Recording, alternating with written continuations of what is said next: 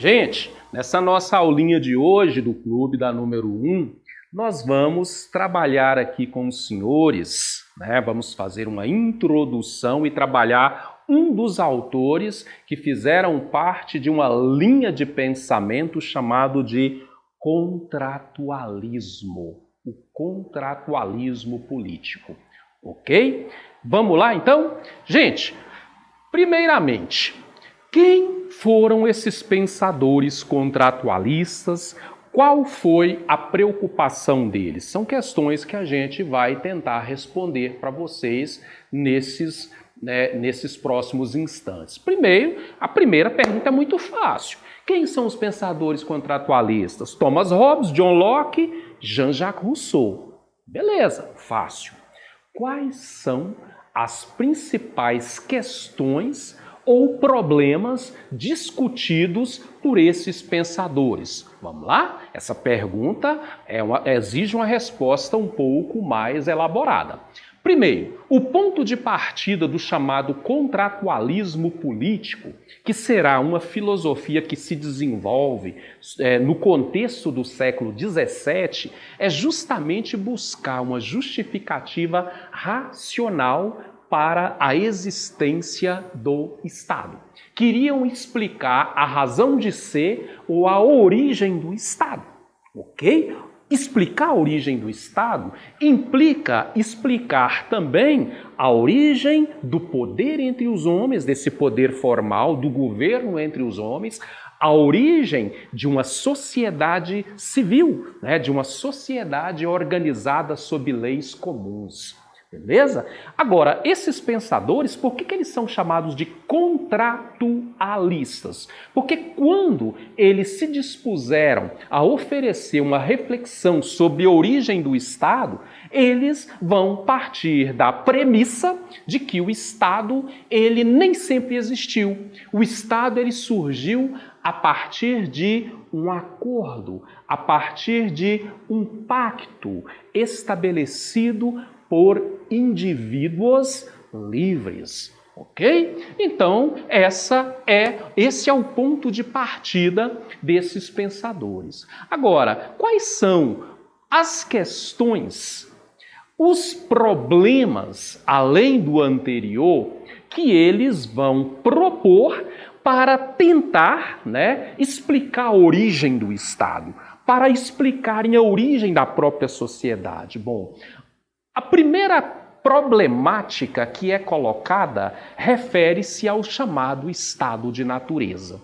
Vejamos, se eles estão querendo explicar a origem do Estado, a origem da sociedade, a origem da própria ordem política social, consequentemente, eles vão imaginar, então, como que era o homem antes da existência da sociedade?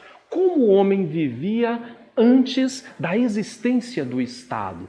Essas teorias de caráter hipotético são chamadas de estado de natureza.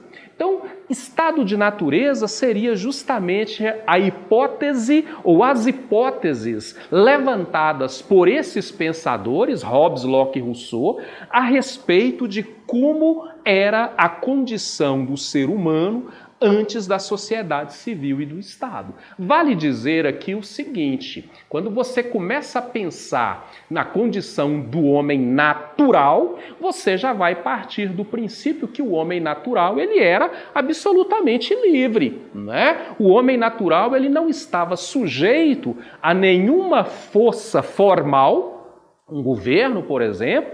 O homem natural era o seu próprio rei, era o seu próprio juiz, ele era a sua própria proteção e segurança. Portanto, o homem natural, ele era o ser absolutamente livre, não é? Beleza, então como é a condição do homem antes da existência da sociedade civil? Você vai notar que em alguns pontos os autores contratualistas divergem na compreensão do perfil desse homem natural. Beleza? Outra coisa importante aqui, sobre o contrato.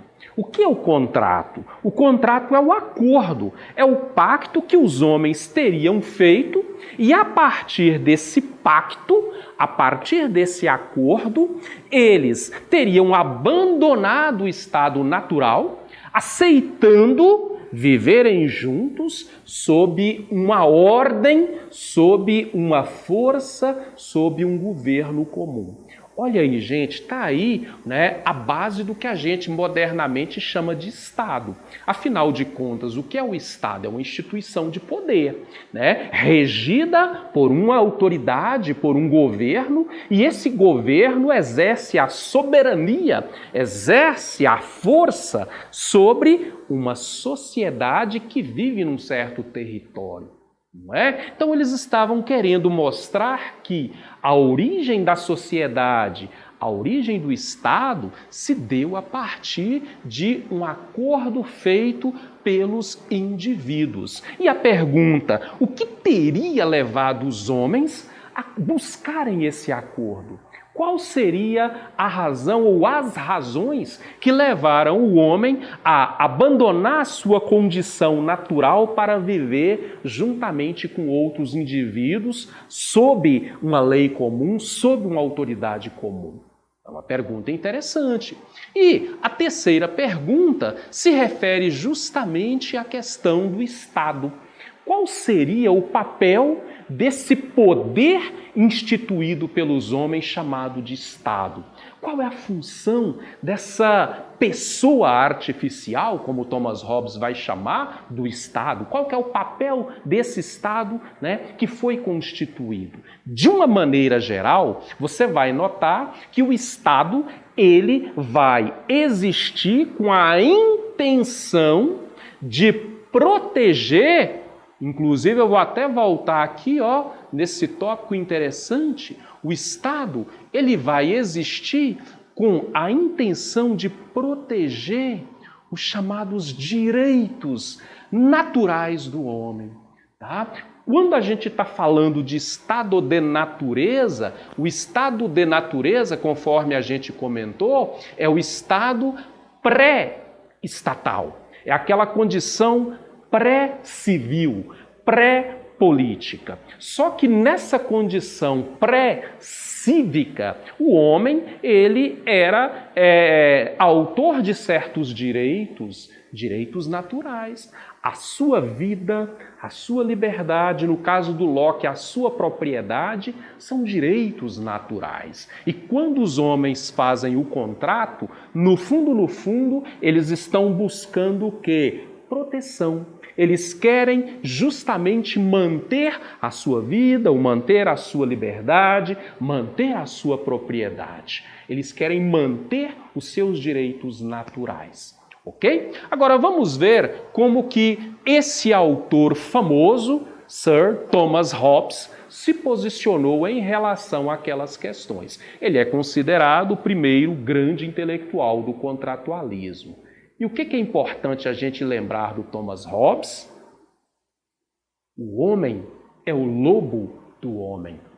Em latim, homo homini lupus. Dizer que o homem é o lobo do homem significa justamente a gente começar a pensar aqui na concepção desse autor a respeito do homem natural.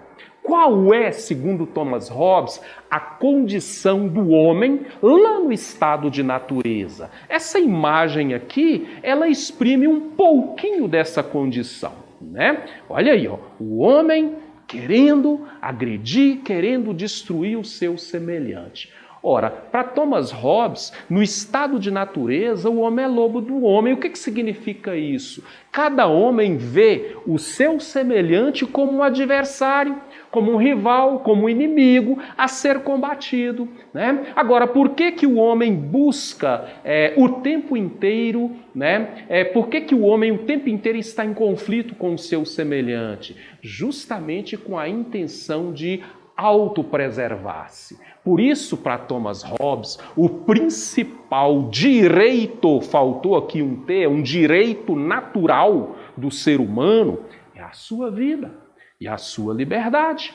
né? Porém, o que acontece? A gente vai perceber que a liberdade, embora seja ela um direito natural, ela será abdicada pelo homem em prol do Estado. É o que a gente vai ver mais adiante. Mas eu gostaria que você pensasse o seguinte: a condição aonde o homem vive em guerra ou em conflito constante com o seu semelhante é uma condição precária. O próprio Thomas Hobbes vai dizer que o estado de natureza é um estado de guerra de todos contra todos. E no estado onde prevalece a violência recíproca, também vai prevalecer o medo, a insegurança. Numa situação em que você vê o seu semelhante sempre como um adversário, obviamente vai prevalecer o medo, a insegurança. Esse medo, essa insegurança será o principal fator que levará, segundo Hobbes, o homem a pensar numa alternativa para proteger a si próprio, para se autoproteger. E essa alternativa será justamente o contrato social, né? Então, quando a gente está pensando no contrato social, o contrato social para Hobbes é motivado pelo medo, por um lado, né? Só que você tem que lembrar que o homem não é um ser semelhante aos outros animais, ele é dotado de razão. A razão humana, a capacidade de pensar, o discernimento humano, o levou a pensar que a melhor maneira de manter-se vivo, de continuar existindo, era estabelecendo com o seu semelhante o acordo, o pacto, e não mantendo a guerra, porque a guerra põe em risco a minha própria vida. E qual é a fórmula desse contrato? Cada homem vai transferir, na medida em que o outro transfere também, de modo pleno, de modo total, o seu poder de governar a si próprio, ou seja, a sua vontade, a sua liberdade, para um terceiro. E esse terceiro seria o próprio Estado, né? Que passaria a governar tudo e todos, né? Impondo ordem, segurança, possibilitando a vida social. Galera, entendamos aqui, ó. Nessa imagem, eu vou até voltar um pouquinho aqui, ó. Aqui está a imagem do Estado para Hobbes. O Estado para Hobbes é o grande Leviatã. A figura lá do monstro bíblico, né? Do grande monstro marinho, aquela figura mitológica que normalmente devorava os peixes maiores para proteger os peixes menores. Olha aqui o Leviatã.